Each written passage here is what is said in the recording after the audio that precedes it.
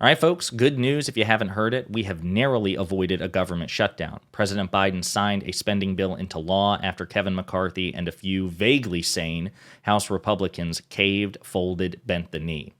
The downside is because of McCarthy's cowardice, this spending bill only lasts for 45 days, and then we're right back where we started.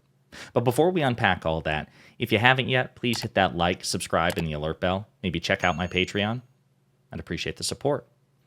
All right, folks, so I guess this is a victory. This is good news. It's not awful news. It could have been worse. We have narrowly avoided in the 11th hour a government shutdown. I want to play this clip here from CNN. We'll probably have a few other clips to play, particularly of President Biden, and then we're going to unpack all this together. Just hours ahead of a midnight deadline for a government shutdown, President Biden signing into law a government funding bill that would fund the government for 45 days. The White House had made a deliberate decision some time ago to take a hands-off approach as the process unfolded on Capitol Hill. The messaging that we have been hearing from the White House over the last few days has really been, this is the House Republicans' problem to solve. They made a political calculation that if the government were to shut down at midnight, that House Republicans would end up shouldering much of that political blame. Of course, there is a sigh of relief tonight here at the White House that a government shutdown has been averted, but there are two very big outstanding questions. First is how the government is going to potentially secure more funding for Ukraine. That has been a big priority for many Democrats and White House officials as well. And it's also just not clear whether or not a situation like this is again going to unfold exactly 45 days from now. But again, there is a huge sigh of relief that a government shutdown that the White House had been bracing for and had been preparing for has now been averted.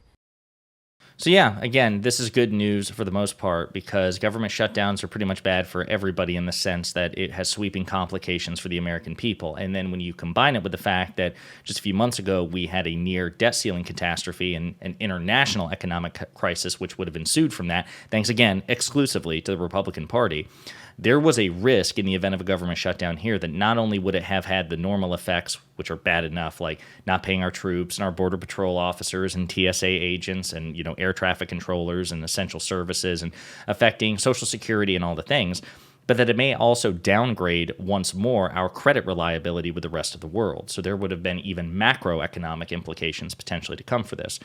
The good news is we have, I suppose, kicked the can down the road for another 45 days. Now, the other downside, of course, is the fact that, Ukrainian aid was taken out of this continuing resolution and set aside. Now, it has overwhelming bipartisan support in the Senate, even among Republicans. And I do feel if it makes its way to the House floor, that every Democrat will obviously vote for it. And then you would probably get 5 or 6, you get the handful of moderate, sane Main Street Republicans is what they call themselves to vote for it as well. So I'm still confident that the Ukrainian spending will come through. But here's what's funny. I'm going to play some clips here. I want to start. This is Elise Stefanik, who basically took Liz Cheney's place as like the number 3 in the House Republican conference. And I want you to know the context for this before we play the clip. It was exclusively because of House Republicans. House Democrats, Senate Democrats, and even most Senate Republicans had their act together and were just waiting on McCarthy to get his act together. They delayed this. They caused this to happen at the 11th hour. But note how they tried to take credit for all of it once President Biden signed the bill into law. As we face this challenge, Joe Biden, Chuck Schumer, House Democrats showed zero leadership. House Republicans will continue to step up to lead. Under the leadership of our Speaker, this leadership team, but most importantly, all the members of the House Republican Conference, we get the job done. So we don't need to play the whole clip there. You see where she's like, listen, the Democrats and President Biden didn't show any leadership to magically fix the problems that we were deliberately causing ourselves. We showed leadership by briefly stopping, the problems that we caused.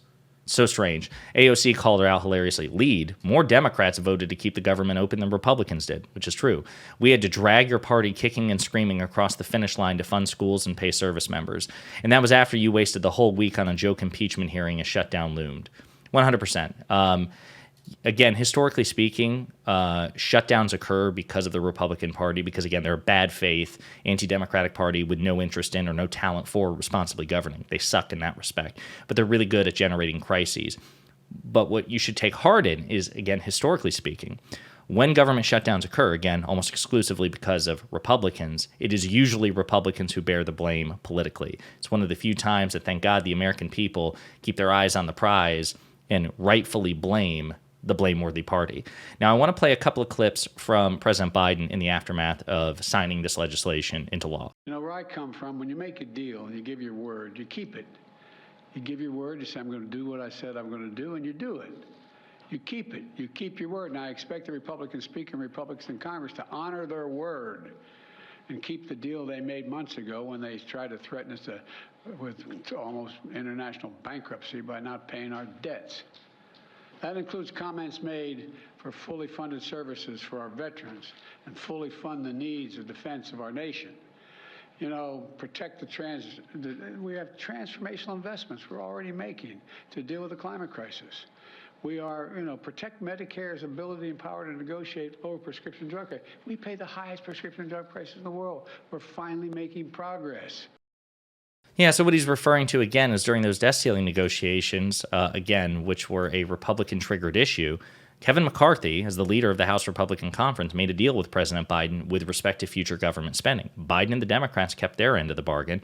McCarthy, as the leader, again, of a bad faith, disloyal, authoritarian cult of personality with no sense of principle or honor or interest, again, in responsibly governing, reneged on the deal and tried to extort the president. And I'm proud of Joe Biden and the Democrats for staying strong and, just being prepared to pummel the Republicans politically as a result. I want to play a couple more clips. We'll start with this one. Frankly, I'm sick and tired. I'm sick and tired of the brinksmanship. And so are the American people. I've been doing this, you all point out to me a long time. I've never quite seen a Republican Congress or any Congress act like this. This spring, MAGA Republicans brought us to the brink, threatening to fall on America's debt for the first time in over 200 years. And it would have caused a gigantic world crisis both at home and abroad. But we reached an agreement. We shook hands, said, here's the deal. Well, now this fall, the MAGA extremists once again have brought us to the brink, this time to a government shutdown, and going back on the deal they made months ago, not keeping their word. Yeah, again, this is a complete lack of honesty, integrity, and honor among the Republican Party. Then a reporter asks President Biden a really, really good question. Mr. President, are you going to be able to trust Speaker McCarthy when the next deal comes around? We just made one about Ukraine, so we'll find out. Yeah, so that's a very polite way of saying, of course, he doesn't trust McCarthy, and of course, he shouldn't trust McCarthy. Because, again, whatever McCarthy's personal feelings are, and I'm not psychic, but I'm inclined to believe that in many ways, Kevin McCarthy is not as deranged as certain members of his House. The problem is he's just a coward, right?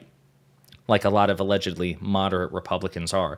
At the end of the day, whatever instincts they have towards truth and principle are quickly, sublimated. They fold under the weight of, aggressive partisanship and trying to appease Donald Trump. McCarthy is going to face consequences potentially as a result of his decision. And that, of course, is a different story that we'll talk about. But yes, just a recap, we have, at least for 45 days, avoided a government shutdown. We're going to be back where we were, square one, in 45 days. Hopefully, again, Republicans will get their act together. But hopefully, again, as well, Democrats, President Biden, the White House, and the surrogates on the left in the media are already priming a strategy that if Republicans bring us to the brink again, we pummel them relentlessly in terms of propaganda, in terms of politicization, in terms of political commentary. They deserve 100% of the blame for the complications. And I hope Biden does in 45 days what he did over the weekend, which is stay strong and say, listen, I held my end of the bargain to the letter. I will not give you 1 centimeter of concessions. You will come all the way to me. I'm not giving you an inch.